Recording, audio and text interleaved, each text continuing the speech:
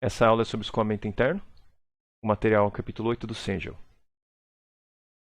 Ao final dessa aula, o aluno deverá saber as características de escoamento laminar e turbulento e de escoamento completamente desenvolvido nos tubos. E também deverá saber calcular as perdas maiores e menores associadas ao escoamento em dutos nas redes de tubulação e também determinar os requisitos de potência de bombeamento.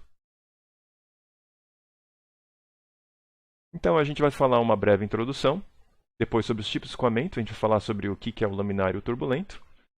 Todos os tubos vai ter uma região de entrada onde o fluxo ainda vai estar se desenvolvendo, ou seja, o perfil de velocidade do seu tubo vai partir de um perfil de velocidade uniforme na entrada do tubo até chegar no perfil final, certo? Que não vai mais mudar conforme você vai andando para dentro do tubo. Depois a gente vai ver como é que a gente consegue deduzir o perfil de velocidade para o escoamento laminar em tubos. Vamos ver como é que é a queda de pressão ou a perda de carga, de acordo com os parâmetros que a gente tem. E depois a gente vai ver como é que isso vai funcionar para escoamento turbulento em tubos. São dois regimes bem diferentes, o laminar e o turbulento. Depois a gente vai ver as perdas menores, que tem a ver com as coisinhas que você coloca na tubulação. Válvula, conexões, a entrada ou a saída, tudo isso vai influir também no quanto você está perdendo de energia no sistema. E depois a gente vai ver como é que a gente pode associar os tubos numa rede e como é que é feita a seleção de bomba na prática. Quando eu tenho escoamento de líquido ou gás através de tubos, isso está ligado a aplicações de aquecimento, resfriamento, ou então quando estou querendo distribuir esses fluidos. Tá, por exemplo, a água dentro da tua casa que vem a partir da sua caixa d'água, certo? E eu tenho vários tipos de tubos, entre eles eu posso destacar tubos circulares. Eles são bem interessantes porque eles aguentam bastante diferença de pressão entre o interior e o exterior. Tá, mas quando eu estou usando para alguma aplicação não tão pesada no sentido de diferença de pressão, por exemplo, duto de ar-condicionado, você vê nas construções, né, eles usam bastante duto que não tem uma seção circular. Tá? Então, é possível porque eu estou usando o ar que está passando dentro do tubo e não tem uma grande diferença de pressão com o lado de fora. Então, eu posso usar tubos não circulares nesse caso. Então, quando eu estou usando tubos para escoar líquido ou gás, eu geralmente preciso ter um ventilador ou uma bomba para fazer esse escoamento acontecer. Tá? Então, nesses tubos eu vou ter atrito, e esse atrito que é viscoso está ligado à queda de pressão ou à perda de carga enquanto eu estou escoando esse fluido. Tá? Então eu vou precisar determinar qual que é o requisito de potência para esse bombeamento. Tá? Eu posso ter algumas soluções analíticas mais rigorosas obtidas, certo? Mas geralmente está limitado a casos simples. A gente vai ver o caso agora, né, de escoamento laminar completamente desenvolvido em um tubo circular. Não é exatamente o caso dos mais gerais, mas a gente consegue achar alguma solução analítica, certo? Então, na maior parte dos casos, a gente vai ter não escoamento laminar, mas turbulento, como a gente vai ver depois. E nesses casos, a gente está muito mais limitado a resultados experimentais e relações empíricas. Tá?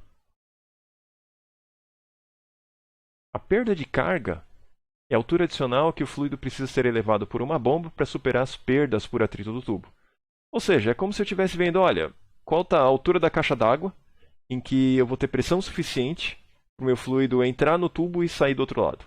Tá? Ele vai superar todas as perdas com essa pressão para conseguir fazer o transporte do meu fluido no tubo. Tá? Então, isso vai depender de propriedade do fluido, principalmente viscosidade e densidade, propriedade do escoamento, qual tipo de escoamento que eu vou ter, laminar, turbulento, qual que é a velocidade média que eu quero para o meu fluido, propriedade dos tubos, qual que é a geometria dele, né? Comprimento, diâmetro, a área da distância transversal, se ele é circular ou não, e também da rugosidade do tubo. Se o tubo é feito de plástico, de vidro, ou de borracha, ou de concreto, madeira, isso vai fazer diferença, enquanto estou perdendo de energia também.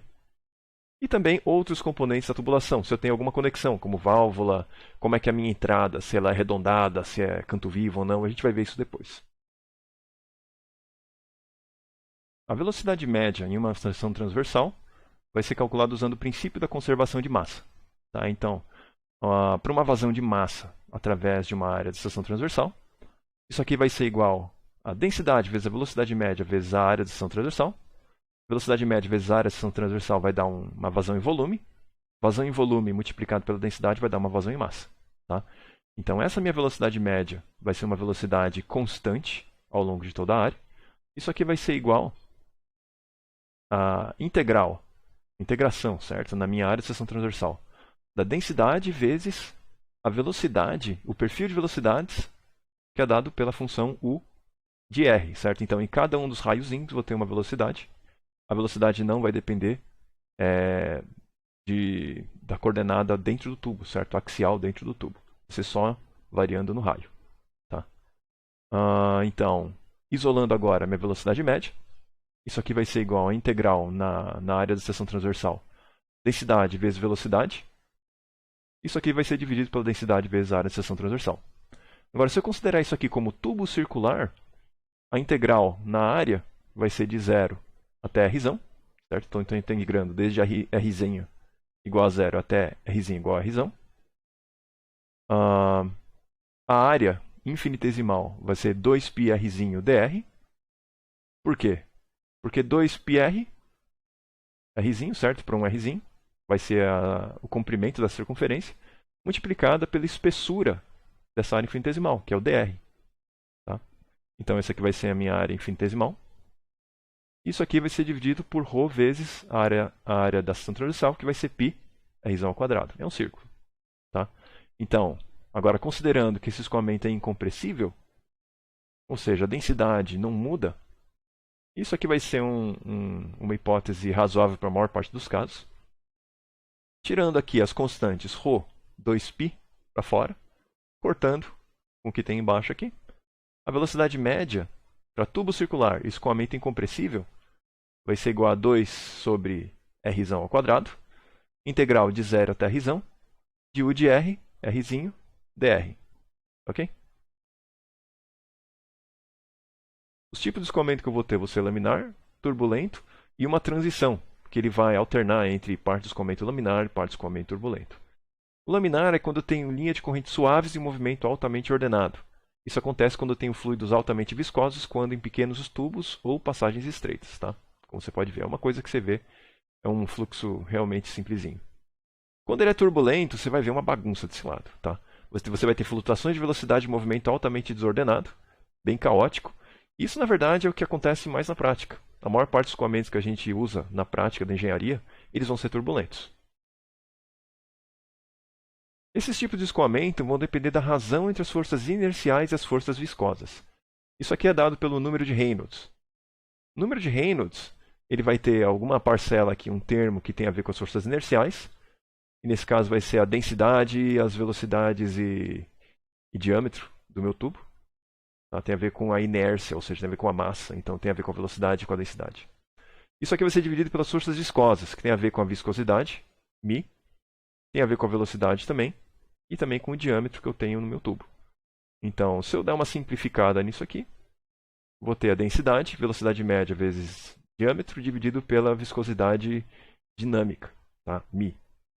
Se eu dividir tudo isso aqui por ρ, eu não vou ter mais μ, vou ter um tal de νi. Esse aqui vai ser a minha viscosidade cinemática. Então, essas são duas propriedades que tem no meu fluido, das duas viscosidades, uma dinâmica e outra cinemática. Junto com a densidade, que é outra propriedade. E eu pego esses dados junto com a minha velocidade média e o diâmetro do meu tubo, e aí eu vou poder calcular qual que seria essa razão entre as forças inerciais e forças viscosas. Bom, então, se eu tiver um Reynolds pequeno ou moderado, isso aqui vai ser laminar. Ou seja, as forças viscosas vão ser suficientes para suprimir flutuações, vai impedir que as minhas forças inerciais causem um movimento caótico. Tá? Agora, se eu tiver um Reynolds grande, ele vai ser turbulento. Ou seja, as minhas forças inerciais vão ser grandes o suficiente para bagunçar todo o meu fluxo. Tá? A força viscosa não vai ser forte o suficiente para segurar tudo no lugar.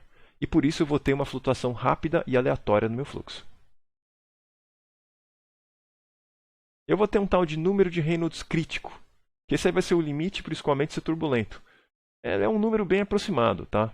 E vai variar entre geometrias e condições de escoamento. Então, para tubos circulares, que são boa parte dos tubos que a gente vai usar, eu vou ter um Reynolds crítico de perto de 4.000. Tá? Então, acima de 4.000, mais ou menos, o meu fluxo vai ser turbulento. Se ele for abaixo de 2.300, ele vai ser laminar.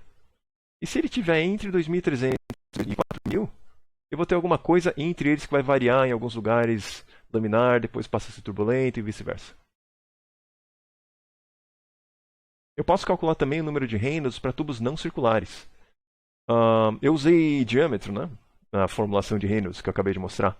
Em vez de você usar o diâmetro do tubo, você pode usar um tal de diâmetro hidráulico. Tá? Esse diâmetro hidráulico pode ser aplicado para coisas quadradas, pode ser usado para canais abertos, um monte de coisa diferente. Tá? Então, o meu diâmetro hidráulico ele vai ser 4 vezes a área de seção transversal dividido pelo perímetro. Se eu aplicar isso aqui no meu tubo circular, ele vai dar exatamente o diâmetro. Tá? Então, o diâmetro hidráulico de um tubo circular vai ser o próprio diâmetro. Mas agora, se eu pegar tubos quadrados, tubos retangulares, canais, aí eu vou ter um diâmetro diferente. Tá? E o perímetro que eu estou considerando é o perímetro molhado. Tá? Então, se eu estou considerando um tubo quadrado, um tubo retangular, eu estou considerando que está completamente cheio, então eu uso o meu perímetro completo, 4A. Tá? Ou então, 2 vezes A mais B. Tá? No retangular. Agora, um canal é como se eu tivesse um tubo quadrado ou retangular que ele está parcialmente cheio. Tá? Então, no caso de um canal aberto, o meu perímetro molhado vai ser 2 vezes A mais B. Tá? 2 vezes A mais esse Bzinho.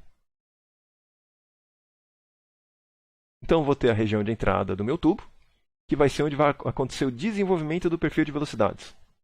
Tá? Então, eu tenho o meu reservatório, o meu fluxo está vindo com uma velocidade uniforme inicialmente, tá? E eu vou ter uma condição de não escorregamento na superfície sólida. Então, o fluxo está vindo uniforme. Assim que ele entra no tubo, bem no comecinho, a camadinha infinitesimal próxima à superfície do sólido vai grudar no sólido, ou seja, velocidade zero. E pela viscosidade, ela vai desacelerar progressivamente as camadas adjacentes. Então, a viscosidade vai ser uma interação molecular com a próxima camada, e aí você vai ter uma desaceleração progressiva. Tá? Então, conforme eu vou entrando no meu tubo, eu vou ter o perfil de velocidade uniforme sendo alterado. Tá? Então, eu vou estar reduzindo a velocidade a partir da entrada, e progressivamente, para as camadas próximas à parede. E para compensar essa redução de velocidade, para manter a vazão em massa constante ao longo do tubo, as velocidades mais próximas ao centro vão aumentar. Certo? Então, olha essa linha tracejada vermelha. Tá? É o mesmo tamanho da minha velocidade uniforme inicial. Conforme eu vou entrando no tubo, as velocidades próximas à parede vão diminuir. E para compensar, as velocidades no centro vão aumentar. Tá? Até que vai chegar um ponto em que a velocidade vai ser uniforme ao longo do tubo. Então, o meu perfil de velocidades não vai mudar conforme eu vou entrando mais para dentro do tubo. Então, isso aqui vai ser o que eu vou considerar que o meu escoamento já foi completamente desenvolvido. Tá? Quando o perfil de velocidades para dentro do tubo, ao longo do meu tubo, não muda mais.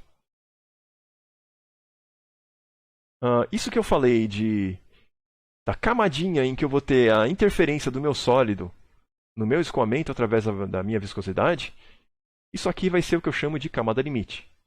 Tá? Então, nessa camada, eu vou ter os efeitos das forças de cisalhamento viscosas a partir da minha superfície sólida. Tá?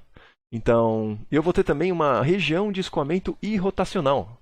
Vai ser essa região mais no centro do tubo, quando ainda não tem o efeito dos atritos viscosos na minha superfície sólida. Tá? Então, os efeitos dessa interferência da viscosidade vão ser desprezíveis nessa região. Isso aqui eu vou dizer que é a região de escoamento irrotacional. A minha região de entrada hidrodinâmica vai ser a região da entrada do tubo até o ponto em que o meu perfil de velocidades não vai mudar mais. Tá? Esse comprimento eu vou chamar de comprimento da entrada.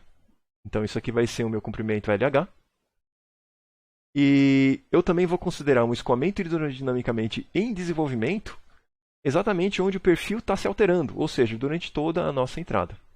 Tá? Então, durante a nossa entrada, na minha região de entrada hidrodinâmica, eu vou ter um escoamento hidrodinamicamente em desenvolvimento. Depois disso, eu vou ter a região hidrodinamicamente completamente desenvolvida, onde o perfil de velocidades permanece inalterado ao longo do tubo. Tá? E eu também vou considerar um escoamento completamente desenvolvido, não só quando o perfil de velocidades não muda, mas também quando o perfil de temperatura normalizado também não muda. A gente não vai considerar muito a temperatura. Tá? Então, essa parte de temperatura a gente não vai considerar nas nossas análises. Então, com um escoamento completamente desenvolvido, vai ser já o escoamento quando a velocidade já está completamente desenvolvida. Então, bem no final da minha região de entrada, eu vou ter o meu escoamento hidrodinamicamente completamente desenvolvido. E vai ser quando eu tiver o meu perfil de velocidades, certo? Que pode variar no raio e também no comprimento ao longo do tubo. A derivada ao longo do comprimento vai ser igual a zero. Tá? Então, a minha velocidade não vai mais mudar conforme eu vou andando dentro do tubo, na direção do meu fluxo. Então, o meu U, a minha velocidade, ao longo da minha seção transversal, só vai variar com o raio.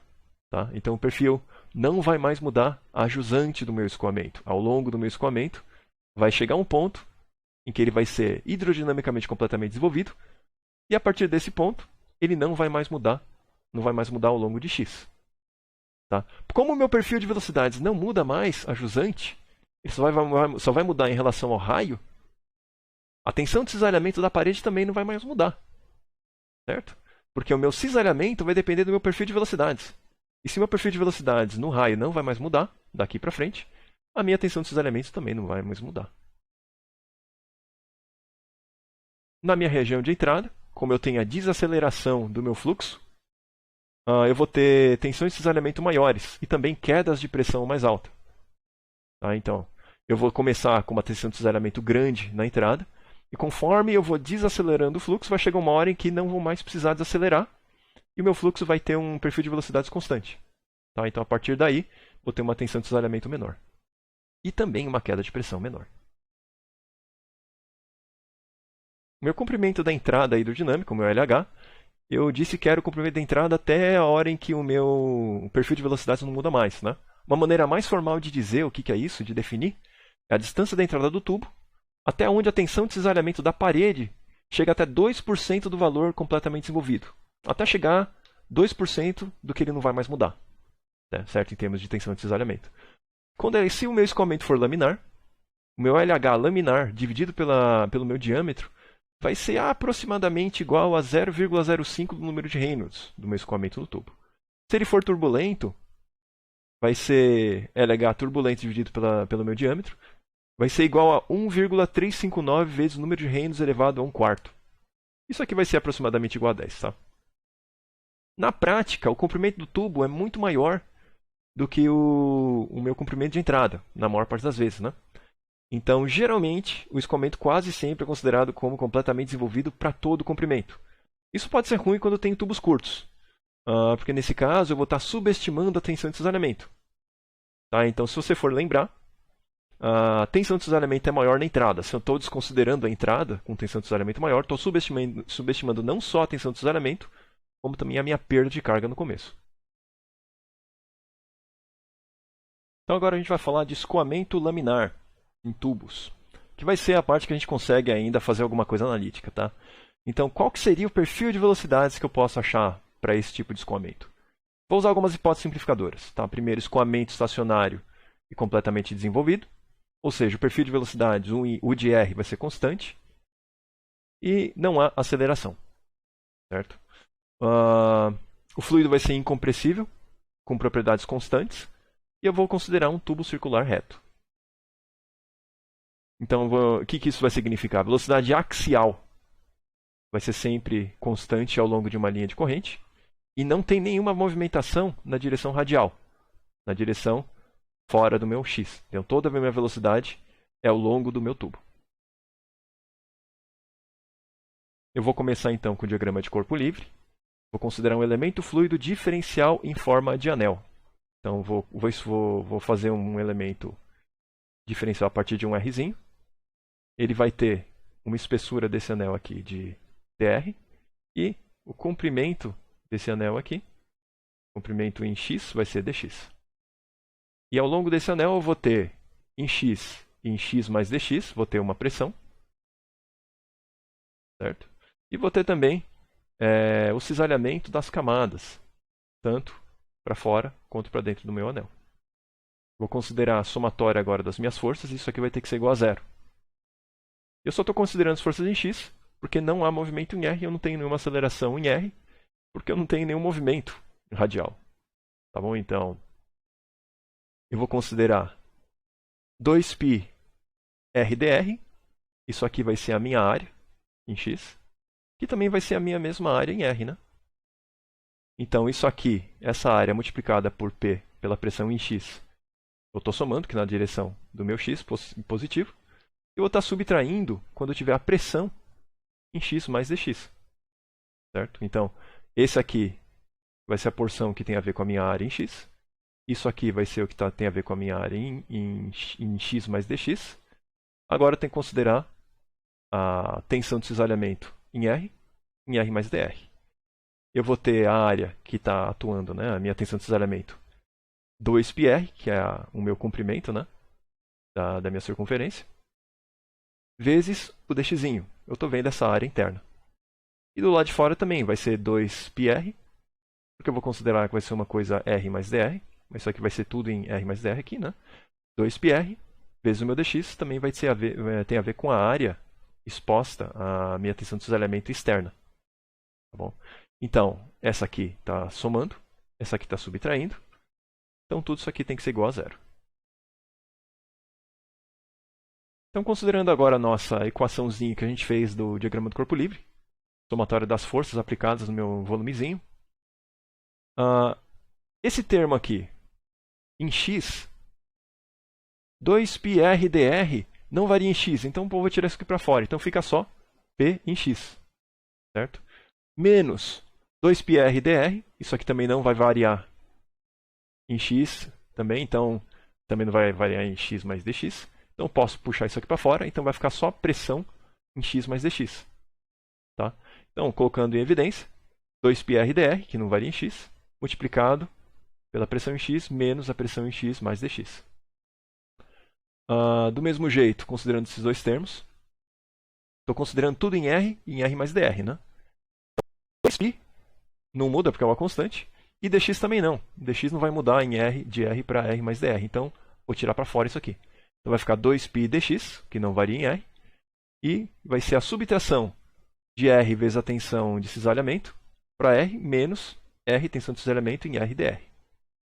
Tá bom? Então, agora dividindo tudo isso por menos 2π dx dr, eu vou ter isso aqui, certo? Vai ser R vezes pressão em x mais dx, menos pressão em x, dividido por dx, mais R, tensão de cisalhamento, R mais dr, menos isso em R. Isso aqui dividido por dr. Tá? Então, se eu considerar agora isso aqui, que foi feito usando dx e dr infinitesimal, se eu considerar o limite de dx indo para zero, isso aqui vai virar a derivada da pressão em x. Certo? E se eu considerar o meu dr tendendo a zero, isso aqui também vai ser a derivada de R, tensão de cisalhamento, em R. Então, é isso aqui que eu vou ter com a minha equação diferencial. Então, agora considerando a substituição pela tensão de cisalhamento, que vai ser menos viscosidade derivada de U em R, certo? Eu vou substituir o meu tal e eu vou ter essa formuleta aqui, certo? Essa minha equação, substituindo simplesmente o meu tal. E agora, considerando que a minha viscosidade aqui vai ser constante, puxa para fora da minha diferencial. Vou ter R derivada da pressão em x, menos μ derivada em R de R derivada de U em R. Isso aqui vai ser igual a zero. Eu posso agora isolar a minha derivada P de x, ou seja, eu coloco tudo que tem a ver com x na esquerda, tudo que tem a ver com R e algumas constantes também do lado direito. Então eu vou ter simplesmente uma função que depende só de x e uma função que depende só em R. Para isso aqui ser igual para todo x e todo R, uma maneira de você ter isso acontecendo sempre é quando eles fossem uma constante. Então, se eu pegar agora, considerar o meu fluxo completamente desenvolvido, que é a minha hipótese simplificadora inicial, a minha tensão de cisalhamento na parede vai ser constante. Então, eu vou fazer um balanço de forças desse disquinho de fluido dentro do meu tubo, que vai ter espessura dx, e vai ter toda a área da minha seção transversal. Tá? Então, eu vou ter área vezes a pressão, e aqui vou ter área vezes a pressão mais um diferencialzinho de pressão desse lado, e eu vou ter a influência da minha tensão de cisalhamento nessa área desse anel externo. Tá? Então vai ser 2πr vezes dx. Multiplicada pela minha tensão de cisalhamento, vai dar uma força. Tá? Então, através disso aqui, eu consigo isolar o meu dp dividido por dx. Isso aqui vai ser igual a menos 2, a tensão de cisalhamento na parede, dividido por r. Ou seja, tudo isso aqui é uma constante. Certo? Então, a minha derivada da pressão ao longo do meu x vai ser uma constante, que vai ser igual a menos 2, tensão de cisalhamento da parede, dividido por r. Ok, eu já achei que a minha derivada em P é constante. Agora, para eu achar exatamente qual que é o meu U de R, o meu perfil de velocidades ao longo do meu raio, eu tenho que integrar isso aqui 2 vezes em R. Tá? Então, para facilitar, vou passar esse R para o outro lado. E a partir disso, vou fazer a integral dos dois lados em R. Tá? Então, como o meu μ e o meu dp dx é constante, como eu defini no meu slide anterior, puxo tudo isso aqui para fora da minha integral. Tá bom? E agora esse aqui fica fácil integrar, né? Estou integrando a derivada. Então fica simplesmente o meu r du dr. Do meu lado esquerdo, vou ter a minha constante vezes a integral de r, que é r² sobre 2.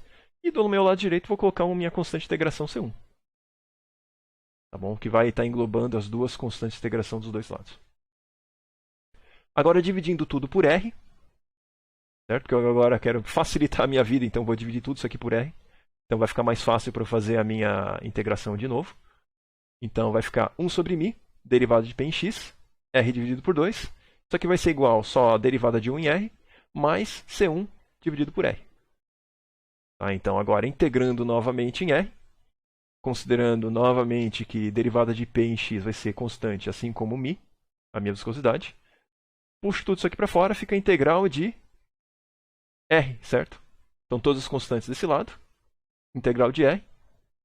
E do outro lado, vou dividir essas duas integrais, né? Então vai ficar a integral da derivada de 1 em r. Então vai ficar simplesmente u aqui. E aqui vai ser simplesmente a integral de C1, uma constante, dividido por r.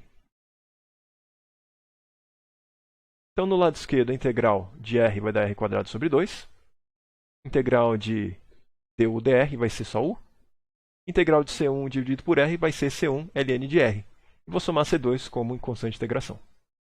Então, o meu u de r vai ser 1 dividido por 4μ, vezes a derivada de p em x, vezes r², mais C1 ln de r mais C2. E agora, para achar as constantes de integração C1 e C2, vou usar as seguintes condições de contorno. Eu sei que quando eu tenho no meu centro, ou seja, uma rzinha igual a zero, vai ser a velocidade máxima. Então a derivada de u em r vai ser igual a zero. Tá? Um ponto de máximo. Então quando eu considero isso, o meu C1 tem que ser igual a zero. Se eu considero agora também que na minha parede vou ter velocidade igual a zero por causa da condição de não escorregamento, o meu C2 vai ser igual a menos 1 sobre 4μ, derivada da pressão em x, vezes r², r². Então, eu vou ter o meu u de r com essa cara. Agora, rearranjando para um formato que vai ser mais interessante para a gente enxergar depois, meu u de r vai ser igual a menos r² dividido por 4μ, vezes a derivada de pressão no x, vezes 1 menos r² dividido por r². Então, agora eu posso calcular a minha velocidade média. Certo? Então, para tubos circulares, escoamento incompressível, a minha velocidade média era igual a 2 dividido por r², integral de 0 até r, de u de r vezes r dr. E assim, a minha velocidade média vai ser igual a menos r² dividido por 8μ, vezes a derivada de p no x. Então, considerando o meu u de r com essa cara, certo? Eu coloquei desse jeito exatamente para a gente enxergar aqui. Essa parte aqui vai ser exatamente 2 vezes velocidade média vezes 1 menos r² dividido por r². Tá? Então, se eu olhar isso aqui, e aí, onde que é a minha velocidade máxima? É quando a r é igual a zero. Então, para o meu r igual a zero, vai simplesmente duas vezes a velocidade média. Então a velocidade máxima, quando eu estou falando de escoamento laminar, vai ser bem no centro e vai ser igual a duas vezes a velocidade média. Agora a gente já pode calcular a queda de pressão e perda de carga. A queda de pressão, ou seja, a variação de pressão ao longo do tubo, a gente vai chamar de perdas maiores. Tá bom? Isso aqui vai estar ligado ao requisito de potência de bomba e ventilador, que a gente usa na prática. E a gente vai considerar o seguinte caso. Eu vou ter um tubo com seção 1 e seção 2. 1 e depois seguindo o escoamento 2. Vai ter comprimento Lzão e diâmetro Dzão. Para o escoamento completamente desenvolvido, eu sei que a minha derivada da pressão em x vai ser constante. E vai ser igual a menos duas vezes a tensão de cisalhamento na parede dividido por Rzão. Como isso aqui vai ser constante, a minha derivada vai ser a mesma coisa que eu considerar deltas, não infinitesimais. Tá? Então eu vou considerar também um P2 menos P1 dividido por Lzão, que vai ser a mesma coisa que eu ter esses deltas, certo? Considerando esse contexto do meu tubo, com seção 1 e 2. Agora, considerando os dados que a gente obteve para o laminar, a velocidade média vai ser igual a menos Rzão quadrado dividido por 8.000, vezes a derivada de P em x, e eu sei que eu posso trocar isso aqui por uma variação não tão microscópica. Agora, rearranjando tudo isso aqui, o meu menos P2 menos P1 vai ser igual a 8.000L dividido por Rzão quadrado vezes velocidade média. E agora, se eu trocar o sinal daqui, certo? Eu passar esse menos para dentro, vai ser P1 menos P2. Isso aqui vai ser chamado que é a perda de pressão ΔPL. Tá? Porque se eu sei que eu estou perdendo energia do 1 para o 2, a pressão no 1 vai ser maior do que a pressão no 2. Então isso aqui vai ser um número maior que zero. Isso aqui vai ser igual a 8.000L, velocidade média, dividido por Rzão quadrado. E se agora, ao invés de Rzão, o raio do tubo, eu usar o diâmetro, eu vou ter 32 vezes μ, L, velocidade média, dividido por D ao quadrado. Se eu dar uma olhada no que eu tenho aqui, que está determinando minha perda de pressão, eu vou ver que isso aqui tem a ver com a geometria, com a minha velocidade, e também tem a ver com efeitos viscosos. Tá? Então, principalmente em relação aos meus efeitos viscosos, eu vou ter essa perda de pressão. Então, voltando agora para escoamento completamente desenvolvido, ou seja, para todos os tipos, laminar, turbulento, o que for, desde que seja completamente desenvolvido, isso aqui é verdade. Então, a derivada de P em x vai ser igual a ΔP dividido pelo comprimento. Isso aqui vai ser igual a 2 vezes tensão de cisalhamento dividido por R. Se eu considerar agora diâmetro em vez de raio, isso aqui vai ser menos 4 tensão de cisalhamento dividido por D. Se eu considerar também agora que a minha tensão de cisalhamento pode ser dada por um tal de coeficiente de atrito, CF, que também vai ser igual a o fator de atrito de Darcy dividido por 4, certo? Vezes a densidade, velocidade média ao quadrado dividido por 2, substituindo na equação de cima e rearranjando, vou ter o meu ΔP, que vai ser P2 menos P1, dividido por L, comprimento. Isso aqui vai ser igual a menos 2, coeficiente de atrito, densidade, velocidade média ao quadrado dividido por D. Substituindo o meu coeficiente de atrito por F dividido por 4, eu vou ter menos F dividido por D, vezes densidade, velocidade média ao quadrado dividido por 2. Isso aqui vai ser a minha pressão dinâmica. Tá, então, se eu considerar agora rearranjamento de todo esse negócio,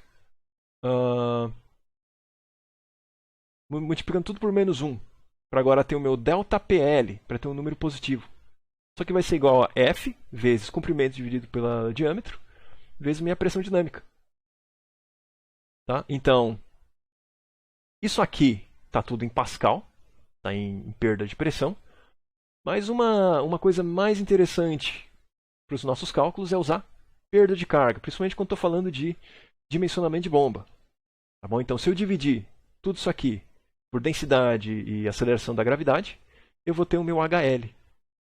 Isso aqui vai ser a minha perda de carga no meu tubo. Isso aqui vai ser igual a F vezes L dividido por D, velocidade média ao quadrado dividido por 2G. Tá? Isso aqui vão ser as minhas perdas maiores, certo? Vai ser a HL das minhas perdas maiores. Tá? Isso aqui, como eu já definido antes, é a altura adicional porque o fluido precisa ser elevado por uma bomba para superar as perdas por atrito do tubo. Considerando a perda de pressão que a gente calculou para o laminar e tubo circular, igualando com o que a gente achou agora para a perda de pressão completamente desenvolvido, eu consigo achar o nosso F, né? O nosso F que vai ser para laminar e tubo circular. Então, se eu for usar a nossa fórmula para perda de pressão para completamente desenvolvido, eu usando o meu F para laminar, tubo circular, eu vou achar que o meu F vai ser igual a 64 vezes μ dividido pela densidade, velocidade média, diâmetro. Eu sei que isso aqui em vermelho vai ser o meu número de Reynolds. Então, para o escoamento laminar em tubo circular, o meu F vai ser igual a 64 dividido por Reynolds. Ou seja, o meu atrito só vai depender de Reynolds, não vai depender da rugosidade. Isso aqui vai ser importante quando a gente passar mais para frente, quando a gente falar de turbulento. Tá, então, para circular, 64 sobre Reynolds. Se agora for laminar, mas não circular, eu geralmente tenho outras tabelas que eu posso usar. Se for retangular, elipse, triângulo, eu tenho ângulos, proporções, que eu vou poder usar para descobrir qual que vai ser o meu fator de atrito de Darcy, que eu posso plugar na minha equação para completamente desenvolvido e a partir daí achar a nossa perda de carga. Agora, se eu tenho um escoamento turbulento, como a turbulência vai afetar a tensão dos elementos na parede? Escoamento turbulento em tubo vai corresponder à maior parte dos escoamentos encontrados na prática da engenharia. E o escoamento turbulento é um mecanismo muito complexo. Então eu vou ter um monte de flutuação, coisas caóticas, aleatórias, que ainda não são completamente entendidas. Então a gente não tem nada muito analítico. A gente vai ter muita coisa experimental, correlações empíricas, semi-empíricas. E eu tenho várias coisas já determinadas para situações em particular. Por que esse negócio é tão complicado? Porque no caso turbulento, eu vou ter partículas de fluido com momentos diferentes em contato, e a partir disso você vai ter uma transferência de momento de uma maneira um tanto quanto caótica. Tá? Flutuações aleatórias e rápidas em regiões de redemoinho de fluido, ou seja, os turbilhões, vai ser a marca do meu escoamento turbulento em tubos. Então esses turbilhões no nosso fluxo vai transportar massa, momento e energia de uma maneira muito mais rápida do que difusão molecular. Então, quando eu tenho escoamento turbulento, eu também vou ter valores altos de coeficiente de atrito, transferência de calor e de massa. Vou ter tudo sendo misturado muito rápido. Como exemplo, um escoamento laminar é quando eu tenho uma baixa vazão. E essa baixa vazão, quando eu tiro uma foto, eu vejo que está tudo bem suave aqui, né? Quando ele sai do tubo. Agora, quando eu aumento a vazão, quando eu tiro a foto, eu vejo, opa, isso aqui já não está uniforme. Então, se eu tirar agora com uma exposição mais curta, eu vou conseguir ver o contorno dos turbilhões quando o meu fluido sai do tubo para a pressão atmosférica. O perfil de velocidade do nosso escoamento turbulento, o R, o de R, né, vai ser a média temporal da componente na direção axial. Como eu tenho turbilhão, eu tenho velocidade radial também, não só em x. Mas, para efeitos práticos, a gente só está considerando o de R, só as componentes na direção axial do tubo, ao longo do meu tubo. Tá, então, o que eu vou ter é a subcamada viscosa, a mais próxima da parede, ou subcamada laminar, linear ou de parede. Ela é muito fina, muito próximo do linear, e também é bem próximo à parede, certo? Então, nesse caso aqui, eu vou ter efeitos viscosos bem predominantes. Logo acima dela, eu vou ter a camada amortecedora, onde eu vou começar a ter alguma coisa mais turbulenta aparecendo, mas ainda assim vai ser muito viscoso todo o nosso comportamento, vai ser bem comportado. Depois disso, logo acima, vou ter a camada de superposição, ou transição, ou subcamada inercial, onde eu vou ter os efeitos turbulentos um pouco mais fortes, mas ainda não está dominante, vai aparecer um pouco mais. E depois disso vai ser realmente a camada turbulenta, ou camada externa. E aí você vai ter turbulência, turbilhão, tudo que você tem direito no nosso escoamento turbulento. A grande pergunta é, como é que eu vou calcular a perda de carga? Ou seja, como obter o fator de atrito de Darcy? Isso aí vai depender do número de Reynolds da rugosidade. E eu tenho uma tal de equação de Colebrook, que ele vai me relacionar o meu fator de atrito com rugosidade relativa do tubo e o número de Reynolds. E o grande problema é como é que eu vou achar esse F. Eu tenho F aqui do lado esquerdo e o F dentro da logaritmo. Uma maneira de fazer isso é fazer uma resolução iterativa. chuto um valor de f aqui e calculo esse valor de f. Bateu? Não. E assim vai. Uma outra coisa que fizeram depois para ficar mais fácil, mas que é menos precisa, né? Seria a equação explícita de Howland.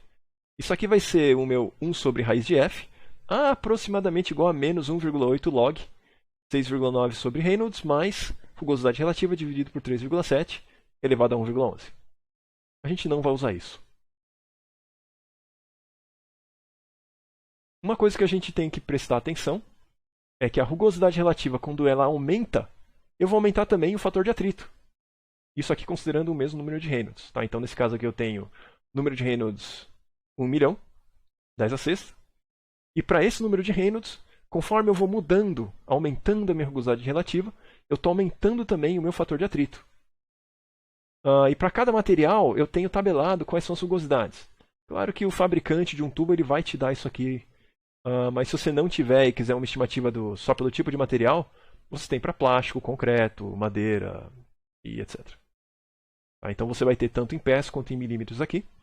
E a rugosidade relativa você vai calcular a partir da rugosidade do material dividido pelo diâmetro do seu tubo. Então, a gente não vai usar a equação de Colebrook, a gente vai usar o diagrama de Moody. É uma representação gráfica.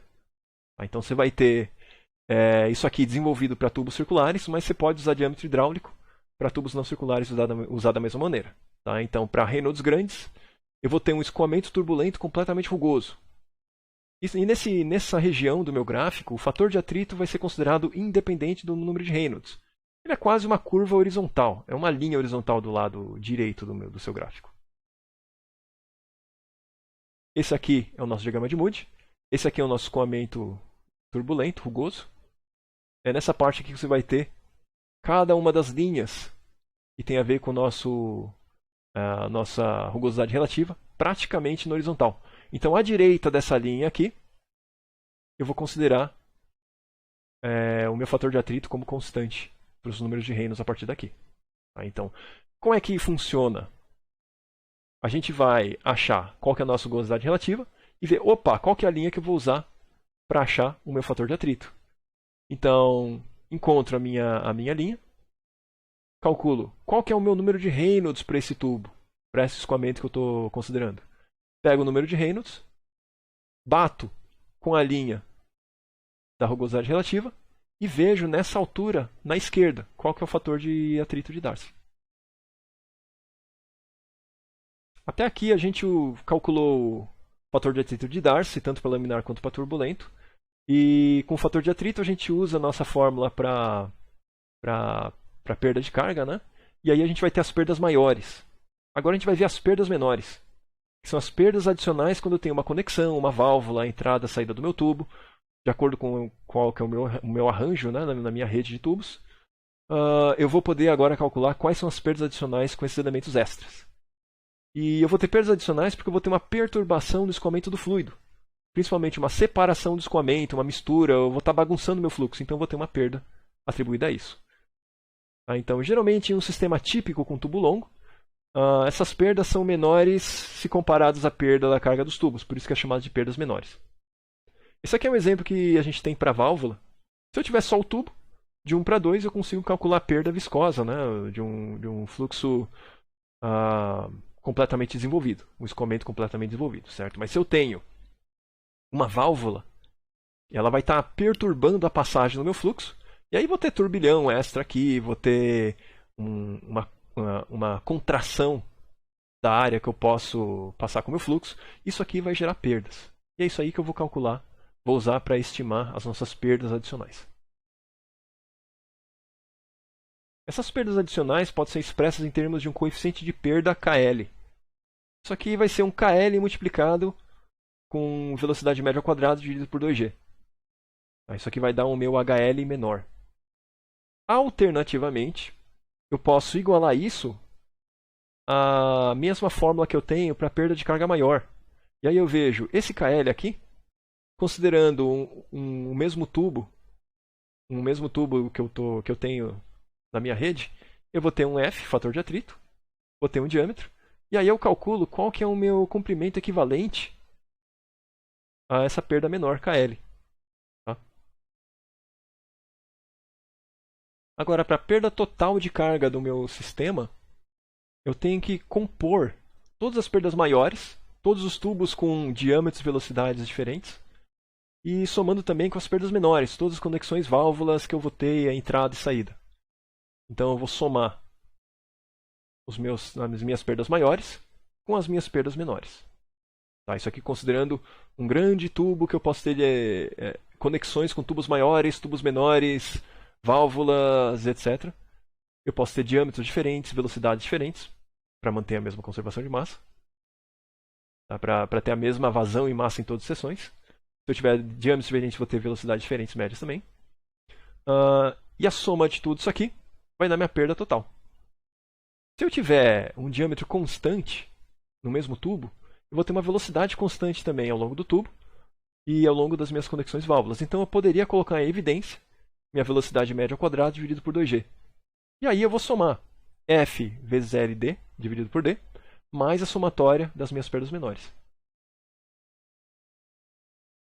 Então agora, explicitando um pouco melhor o que a gente tem de perdas menores, a gente vai começar pela entrada do tubo. Tá, então se eu tenho um reservatório, e a partir do meu reservatório tem um fluxo indo para um tubo, eu vou ter perdas diferentes para estilos de entradas diferentes. Tá, então vou ter perdas quase desprezíveis quando eu tenho entradas bem arredondadas. E ele vai aumentar muito quando eu tenho arestas vivas. Agora por quê? Se eu tenho uma coisa bem arredondada, o meu fluxo vai entrar suavemente. Se eu tenho arestas vivas, cantos vivos aqui, o que vai acontecer? O fluxo que está entrando no tubo, ele não vai fazer essa curva certinha a 90 graus. Ele vai dar uma passada por aqui, então vai ser um descolamento do meu fluxo aqui, vai ter uma recirculação. E isso aqui, contando do outro lado, é como se eu tivesse uma contração aqui no meio, então vou ter uma perda muito maior. Então você vai ver que o KL, quando eu tenho uma coisa bem arredondadinha aqui, vai ser 0,03, por exemplo, dependendo do raio e diâmetro. E se eu tenho um canto vivo, vai ser 0,5. Então vou ter um KL muito maior, perdas muito maiores. Essa aqui é uma demonstração um pouco mais gráfica também das cargas que eu tenho no meu sistema. Com uma aresta viva, meu fluxo entra.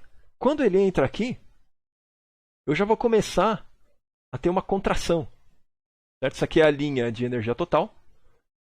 E essa aqui vai ser a pressão. Tá? Então se eu tiver a pressão, eu vou somar a parte da velocidade para chegar na carga total, certo? Então, quando eu tenho canto vivo, vou ter essa recirculação, vou ter uma contração do escoamento. Então ele vai aumentar a velocidade e perder pressão aqui. E depois disso ele vai voltar ao diâmetro normal do tubo, certo? Isso aqui está meio que contraindo por causa dessa recirculação, por causa dessa separação. Depois ele vai voltar a um fluxo normal com o diâmetro completo. Então depois ele vai recuperar um pouco da pressão, vai diminuir a velocidade, mas aí também eu já tive muita perda de carga por causa dessa brincadeira aqui, tá? Agora pensando na nossa entrada mais arredondada, esse é o gráfico do KL pelo raio dividido pelo diâmetro, o raio de curvatura, né, da entrada. Então, quanto mais arredondado, maior o meu raio de arredondamento em relação ao diâmetro, menor vão ser as perdas, menor vai ser o meu KL. Agora, na saída do tubo, toda a energia cinética vai ser perdida quando o fluxo vai se misturar no reservatório. Essa tabela tem vários estilos de entrada e saída e os KLs envolvidos. Se eu tenho um tubo entrando no reservatório, eu vou ter uma perda grande, né? Porque o fluxo pode estar vindo daqui, contornando e entrando. Vai ter uma grande recirculação, pode ter separações aqui. Então meu KL é 0,8. É até pior do que o canto vivo, que é 0,5. Se eu tiver arredondado, eu tenho um KL bem pequeno. Agora na saída, o KL vai ser sempre igual ao meu alfa, né? E o alfa é o meu fator de correção de energia cinética. Ou seja, se isso aqui, o KL, está multiplicando aqui a parte da velocidade ao quadrado, se eu estou colocando todo o meu alfa, eu estou matando toda a energia cinética. Tá? Então, independente do meu estilo de saída, o meu KL vai ser igual ao meu alfa. Um outro tipo de conexão que eu tenho é alteração de diâmetro. E, em geral, as perdas vão ser muito maiores quando eu tenho uma expansão ou contração repentina. quanto maior a diferença, né, entre o diâmetro que eu vou ter, tanto na expansão quanto contração. E geralmente perdas na expansão são muito mais altas que na contração, porque eu tenho mais separação do fluxo. E se eu tenho uma perda menor que envolve dois diâmetros, qual desses diâmetros eu vou usar? Qual a velocidade que eu vou usar? Vou ter velocidades diferentes, né? Velocidades médias diferentes. Nesse caso, eu vou usar a maior velocidade dos dois tubos, ou seja, a velocidade do tubo de menor diâmetro. Então, esse gráfico aqui ele está mostrando quais são as perdas que eu vou ter. Tá? Então, perdas, como eu falei, são muito maiores para expansão e contração repentina. Então, se eu tiver uma grande variação do Dzinho para o Dzão, eu vou ter um KL maior. Se eu tiver tanto na minha expansão, porque se for Dzinho muito parecido com Dzão, só que vai tender a zero, né? Se eu tiver um Dzinho dividido por Dzão, Dzinho quadrado dividido por Dzão quadrado muito perto de 1, o meu KL vai ser zero também, porque virou um tubo só. Então, quanto mais eu faço uma diferença grande entre os diâmetros, maior vai ser o meu KL. E a perda na expansão vai ser muito mais alta do que na contração. Se eu for dar uma olhada aqui, essa aqui vai ser na expansão, né? Aqui eu tenho para um ângulo de 20 graus. Eu vou ter para diferentes Dzinhos por Dzões. E aqui eu vejo que o meu KL está na ordem de grandeza de 0,1, certo? 0,1, 0,2, 0,3. Na minha contração, eu vou ter 0,0 alguma coisa. Tá bom? Mesmo quando eu tenho ângulos até maiores. 30 graus, 45, 60 graus. Quando eu tenho variações de direção, eu tenho menos perda quando eu tenho raios de curvatura maiores também. Então, vai ser pelo mesmo motivo. Eu vou ter menos separação quando eu tenho uma transição mais suave dessa direção. Então, no meu KL, quando eu tenho uma curvatura relativamente grande aqui, vai ser 0,3. Se eu tiver só canto vivo aqui, e o raio de curvatura de um canto vivo é 0, certo? Eu vou ter um KL igual a 1,1. Aqui eu vou ter KLs para mudanças de direção diferentes. Quando ele tem uma curvatura suave, 90 graus, eu vou ter KL 0,3 para quando ele tem flanges, ou seja, a minha fixação desse cotovelo vai ser externa. Mas quando ela é rosqueada, eu posso ter diferença pequena de diâmetros, né? Porque um está rosqueado dentro do outro. Então eu vou ter um KL maior. Um é 0,3, 0,9. Mas se eu tiver um canto vivo, é pior, vai ser 1,1. Mas se eu tiver canto vivo com algumas aletas que vão facilitar essa mudança de direção, ele vai diminuir bastante, para 0,2. Tá bem compatível quando ele tem uma mudança de direção com uma curvatura maior. E quando eu tenho, por exemplo, não só 90 graus, mas 45 graus, já diminui também. Certo? Isso aqui vai ser só 0,4. Vai ser uma coisa absurdamente grande como 1,1. Se eu tiver uns 180 graus, flange, ou seja, a fixação externa, vai ser 0,2. Se eu coloco uma coisa rosqueada uma dentro da outra, vai ser 1,5. Uma divisão em T, a perda para essa mudança de direção em 90 graus vai ser 1. Se ele for flange, né? Se for rosqueado, vai ser 2. Quando eu estou seguindo reto, vai ser bem menor, né? A perda, 0,2 em vez de 1. Se for com flange, se for rosqueado, vai ser 0,9.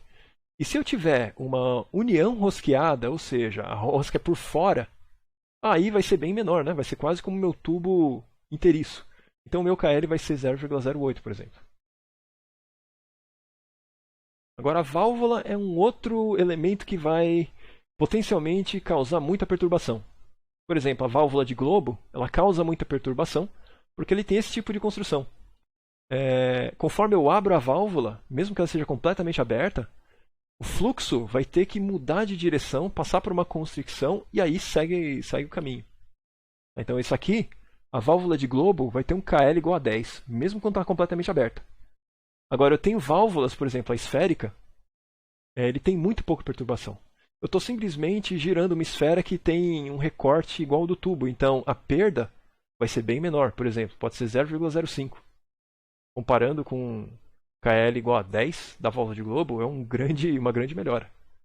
Tá? Então eu tenho também outras válvulas em que eu vou conseguir regular bem o meu KL de acordo com o que eu estou abrindo ou fechando. Tá? Então eu tenho válvulas que me permitem regular bem o KL, tem válvulas que não me permitem regular muito bem o KL. Tá? Então essa válvula de gaveta, por exemplo, eu posso abrir tudo, tem o KL02. Quando eu estou meio aberto, ele vai aumentando o KL para 2,1. E quando está quase tudo fechado, o KL vai a 17. Tá? Então o KL pode aumentar drasticamente conforme eu vou aumentando o grau de fechamento dela.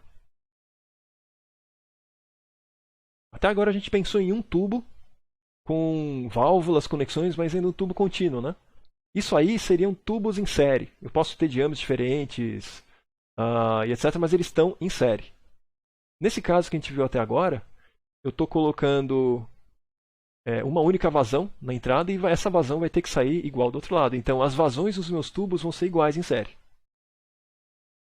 Estou falando tanto como estou falando de fluido incompressível, tanto em volume quanto de massa. Então a vazão vai ser igual ao longo de todos os meus tubos em série. E a perda de carga total não vai ser igual, vai ser a soma. A soma da perda em A e a soma da perda em B, que está em série. A soma disso aqui vai ser a minha perda de carga total. Agora eu posso também ter um arranjo em paralelo. O meu arranjo em paralelo, ele vai ter uma perda da carga total igual nos tubos. Certo? Porque a pressão em A e a pressão em B vai ser igual tanto para o meu ramo 1 para o meu ramo 2. Então a queda de pressão ao longo do 1 ou do 2 tem que ser igual. Ou seja, a perda de carga total tem que ser igual nos dois tubos. Agora a vazão em A e em B vai ser igual a vazão 1 mais a vazão em 2. Em tubos em paralelo, quando eu estou querendo calcular a vazão em cada um dos tubos, eu igualo as perdas de carga, porque essa é uma equação que eu posso usar, né? A perda de carga tem que ser igual nos dois tubos. A diferença de pressão no final dos dois tubos tem que ser a mesma. Então o HL1 vai ter que ser igual ao HL2, por exemplo, se eu tenho dois em paralelo. Então, se eu tiver só perdas maiores, eu pego o meu HL total do 1, igualo com o HL total do 2. Se eu só tenho perdas maiores, vai ser só essa cara aqui mesmo, né? Se eu tiver perdas menores, aí eu vou ter que adicionar aqui as perdas menores também. Porque se tiver uma válvula aqui e aqui eu não tenho, não importa. Não importa se ele só tem tubo ou se tem uma válvula. A perda total no 1 tem que ser igual à perda total no 2. Tá? Então, se eu tiver só as minhas perdas maiores, pegar essa equação aqui e isolar a relação entre as velocidades médias no 1 e no 2, aí eu vou ter alguma coisa aqui que vai ter a ver com as propriedades do meu escoamento nos dois. Tanto geometria quanto o meu fator de atrito. Agora, para eu selecionar a bomba do meu sistema, eu posso usar a minha equação de conservação de energia e aí eu calculo o meu requisito de carga.